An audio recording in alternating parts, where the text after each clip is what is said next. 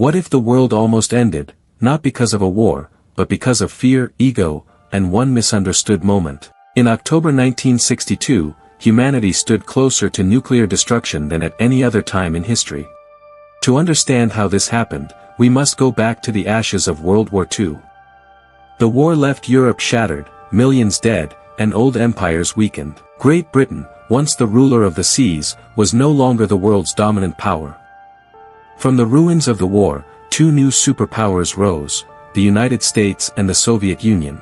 At first, people hoped these former allies would work together to protect peace. But behind the smiles and victory celebrations, a silent and dangerous rivalry was already beginning. This rivalry became known as the Cold War. It was not fought with tanks crashing on battlefields or soldiers charging into enemy fire. Instead, it was a war of ideology, influence, fear, and power. Capitalism versus communism. Democracy versus authoritarian control. Both the United States and the Soviet Union believed their system was the future of humanity, and neither was willing to step aside.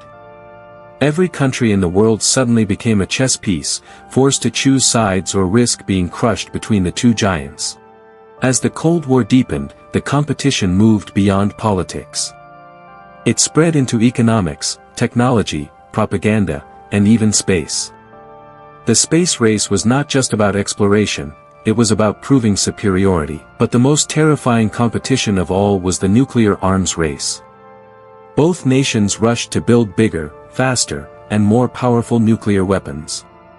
These were not just bombs, they were weapons capable of destroying entire cities in seconds and ending civilization as we know it. By the late 1950s and early 1960s, both superpowers had enough nuclear weapons to destroy the world many times over. The logic was terrifying but simple: if one side attacked, the other would retaliate, and everyone would lose. This balance of fear was called mutually assured destruction. Peace was not maintained by trust, but by the fear of extinction. And all it would take was one mistake. That mistake nearly happened because of a small island nation, Cuba. Located just 90 miles from the coast of Florida, Cuba had long been under heavy American influence. U.S. companies controlled much of its economy, from sugar plantations to utilities and casinos. But for the Cuban people, this influence felt more like exploitation than partnership. Corruption, poverty, and inequality fueled anger across the country.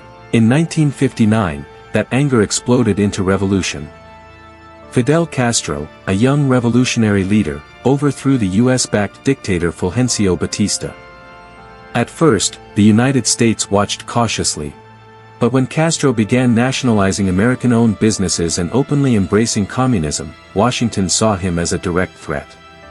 When Castro aligned Cuba with the Soviet Union, the situation became explosive. For the Soviet Union, Cuba was a golden opportunity. Having a communist ally so close to American soil was a strategic dream. For the United States, it was a nightmare. Tensions skyrocketed in 1961 when newly elected President John F. Kennedy approved the Bay of Pigs invasion.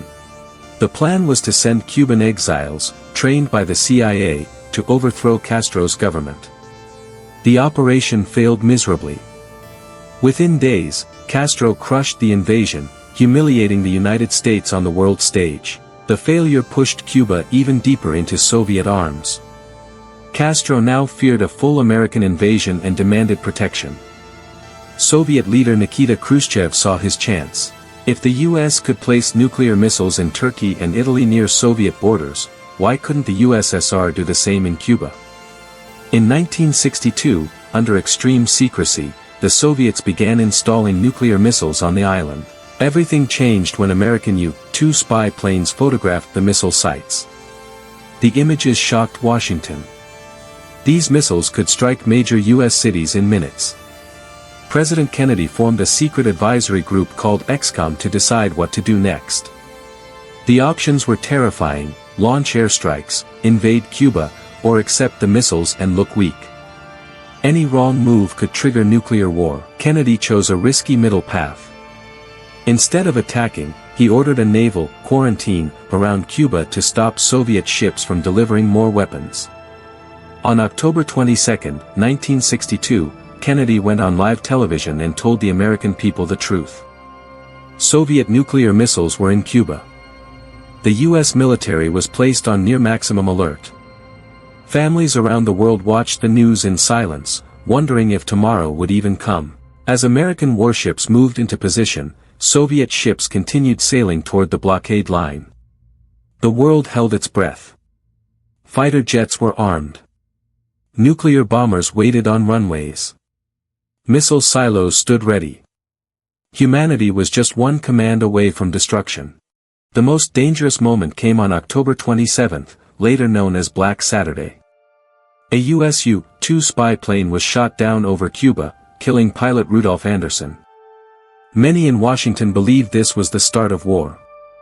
At the same time, U.S. naval forces began dropping warning depth charges near a Soviet submarine, B-59, not knowing it carried a nuclear torpedo. Inside that submarine, chaos erupted. The crew had lost communication with Moscow. Temperatures rose. Oxygen ran low. The captain believed World War III had already begun. 2 officers agreed that launching the nuclear torpedo was the correct response. That single explosion could have triggered a full nuclear exchange. But one man refused. Soviet officer Vasili, the third in command, calmly argued against the launch. He understood the consequences. He convinced the others to surface instead. That decision, made in the darkness of the ocean, likely saved the world. Behind the scenes, secret diplomacy continued. Messages were exchanged between Kennedy and Khrushchev. A quiet compromise was reached. The Soviet Union would remove its missiles from Cuba. In return, the United States would secretly remove its missiles from Turkey and Italy and promise never to invade Cuba. On October 28, 1962, Khrushchev announced the withdrawal. The crisis was over. The world stepped back from the edge of nuclear annihilation. But the cost was high. Khrushchev was later removed from power, accused of weakness. Kennedy, though praised for his leadership, was assassinated just 1 year later. 2 men who prevented the end of the world paid with their political and personal futures. The Cuban Missile Crisis remains one of the most important warnings in human history.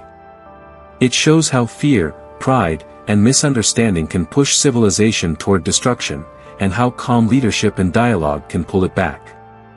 The world survived not because of weapons, but because of restraint. If this story made you pause, think, or see history differently, don't forget to like this video, share your thoughts in the comments, and subscribe to the channel for more powerful stories that changed the world. Because understanding the past might be the only way to protect our future.